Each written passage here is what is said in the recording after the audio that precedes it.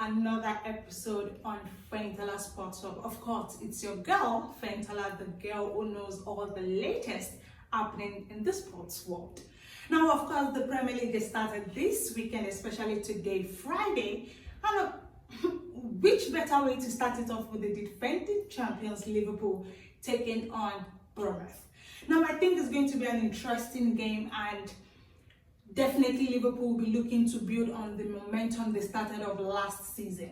Now, yes, they won the title, but then again, it's a new season, and so you have to be prepared for what happens going forward. Now, they are going to be starting their first game at home at Anfield, and I want to believe that they have the fans behind them to support them and ensure they get the 3 points needed to start off the season. Now, of course, they still have Mohamed Salah with the team, Godi Gakpo, and the new signings, talking of Florian Wirtz, Ugo Ekitike, Jeremy Frimpong, who I feel they are good additions to the team, and so they have to start off very well. Now, don't forget that Bournemouth is a very tricky team, and yes, looking at what they did last season, Liverpool will have to be a bit more conscious to ensure that they don't lose concentration.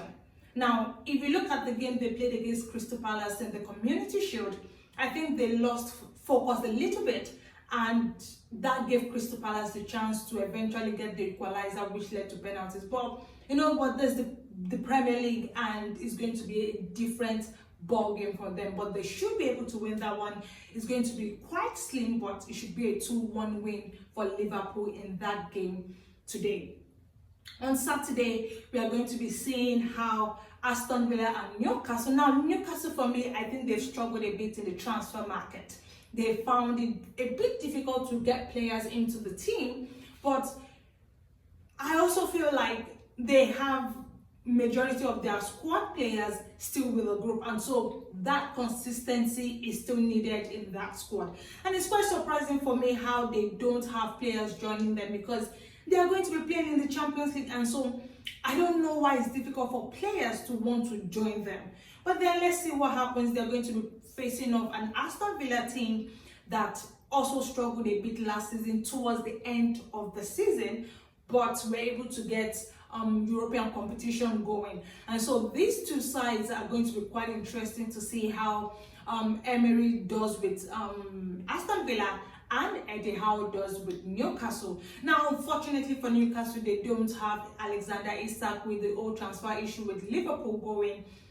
He's not going to be starting off the season with them, so it's still going to be quite interesting. However, they're still looking to sign Johan Wissa, and so probably if that eventually happens, they might have that, stability, especially in the attack. But some of the players that they have now, they are still good enough, and especially like Osula, who I think can step up to that proper number 9 position for Newcastle. Hopefully, Eddie Howe is able to use him as much as I would expect for him to be used this season. Another game on Saturday is Tottenham Hotspur versus Burnley. Now, Burnley is coming back into the Premier League. They're one of the newcomers, and I know they can be very tricky, but I want to believe that Tottenham can get it right with Burnley. Now, Tottenham is playing at home. However, with what happened in the Super Cup, I want to believe that they've gotten that behind them and go into the season with a better expectation, because they didn't actually play so badly in that game. So if they're able to get it and get their defense to concentrate the whole 90 minutes, they should be able to win that one, probably 2-0. As I said, they're going to be at home and they will have the fans behind them. They also have, although Heung-min Son, who has been one of their best players for years, has left the team, but they also have, they still have Richarlison in that group.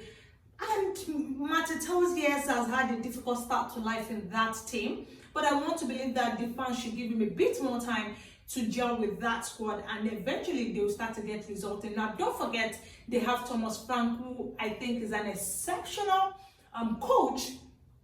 Looking at what he has done with Brentford, I don't think they would have an issue, because I feel like he is one coach that is good when it comes to attacking style of play. And so if they're able to get it right and manage their defense and their attack, or especially the midfield, they should be able to get the result that they need, and I want to believe they'll be able to win that one 2-0 against Burnley. And then in Aston Villa Newcastle game, it should be a 1-1 draw in that one. And then Manchester City is going to be traveling away to Molineux to play Wolverhampton Wanderers. Now, Man City, I feel like my thought about them is up and down. Like, I feel they didn't do well, at the beginning of last season, eventually winning 17 or I think 19 games towards the end. And then seeing how they lost in the Club World Cup, I want to believe they'll get that behind them. But with the addition of the likes of Ryan Cherky, Nori, in that squad, their attack will be amazing, of course. But now that Kevin De Bruyne has left, I still don't think they're going to have any issues attacking going forward. But defensively, they're going to struggle, because I feel the absence of Rodri, who now has an injury and might probably be out for a while, I think he's supposed to return in September, is still going to give them a bit of an issue. The likes of Nathan Ake, Akonji have not been consistent, especially when Rodri is not in front of them. And so we might still see that this season, maybe at the beginning until Rodri comes back. But I want to believe that it's going to be an easy outing for them when they face Wolves. It should be a 2-0 win for them in that one. And then on Sunday, the big match for me this weekend is obviously going to be Manchester United against Arsenal. Now, a lot is going to tell on Ruben Amorim as to how the team is going to fare this season. Looking that they finished the season last season 17th, it was a very, very, very, very poor one for Manchester United. Even though they started the season, not so bad, but from January till the end of the season, it was quite poor for them. And so hopefully now that Amorim has Mbomo, he has Konya, he has Shesko, the attack can get it going, because one of the main issues they had last season was going forward and scoring, trusting Rasmus Højlund to get the goals for them. It was quite disappointing. And yes, maybe they're looking to get him off the team, and he's insisting that he wants the competition. I do think they should leave him, probably maybe with the inclusion of Benjamin Sesko now, it can get it right, because sometimes when you don't have a competition, it makes it easier for difficult for him to improve. And so I want to believe that he's going to do better. I just want to believe that. And then looking at the preseason matches they played, they didn't lose any of their games, but they didn't win exceptionally in any of them. They drew some, they won some. Maybe when they keep playing together, and good thing for them is they are not playing either in the Champions League or Europa League or Europa Conference League. They only have the Premier League, FA Cup and EFL to concentrate on. So that would help them to bond. Yes, it might just be one game a week, but still I feel like it's going to be enough for them to, get the results that they need, the momentum that they need to, the players to gel together and get the rhythm going. But yes, I feel like it's going to be quite tricky for Manchester United. Seeing them not even playing European competition is quite funny to me, because I'm used to seeing Manchester United play in European nights. And so seeing them not play in any of the European competitions this season is going to be weird, but I think that is what they need this season. And then of course Chelsea will be playing Crystal Palace. Now I think it's going to be a very tricky match, and the reason is because this same Crystal Palace won the FA Cup last season, and they also actually beat Liverpool just some days back to win the Community Shield. Now, this is a team that you don't want to underestimate. You don't want to underrate them, because looking at what happened in that Community Shield, honestly, if anyone had told me they were going to win that match, I would have said it's a lie. But seeing them, how they won it, yes, maybe through penalty shootout and all that, but they gave Liverpool a very hard time. Liverpool that I see, they are very sneaky. They are, the way they move around with the ball. They found it very difficult to do that yesterday. And of course, their number 9, Jean-Philippe Mateta, is one person that I think is very, very tricky. And so you have to be extremely careful. And unfortunately for Chelsea now, they've lost Levi Colwill, who I think would have been able to handle them. Is out with an ACL injury and is going to be out for the better most of the season. But they have I do believe that they have players who can step in. The likes of Wesley Fofana, yes, Badiashile also. They have Tosin Adarabioyo. They can step in and at least undo some of the cases till Liga is back. I don't think they should have anything to worry about to start looking for a defensive player to bring in. They have enough players. They even have Atto Wood newly joined them who can play in centre back, especially in that right position, and support Kukurea.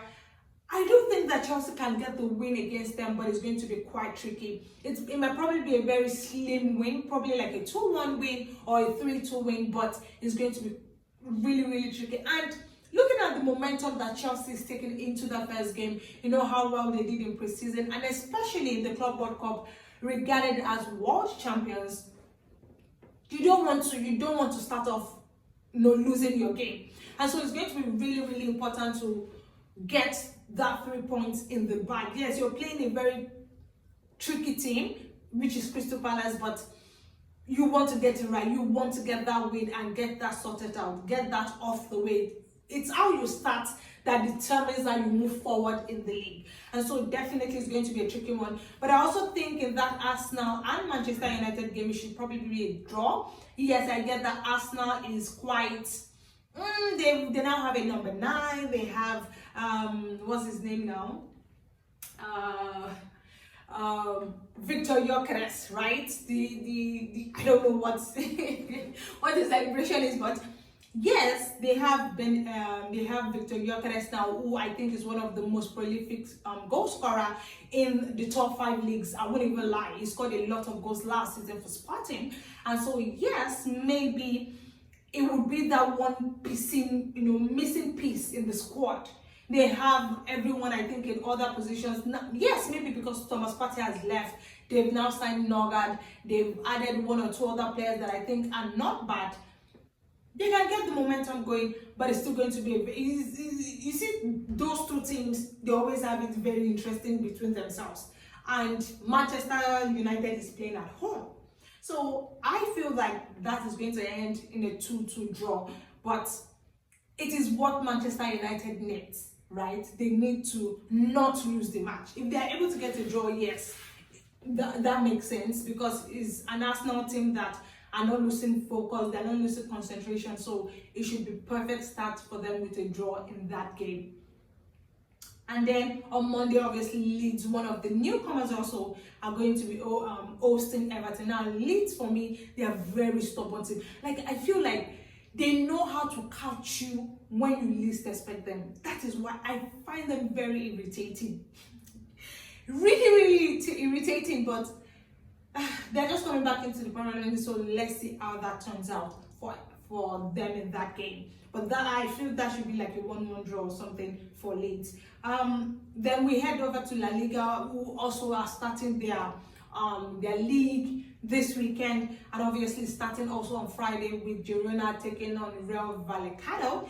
That should be probably a 2-2 draw. It's always very interesting when Girona plays, especially when they play at home. They can be very tricky, but Real Vallecano, they are not an easy team, to be honest. They are not. I think they finished in the top 5 or top 6 last season, so it's going to be a very interesting match. And I think that's why it's even starting off the La Liga, so I'm not even surprised. But then on Saturday, we have Barcelona, who have been scoring. Like, I don't even understand. They have been scoring a lot of goals. It's crazy.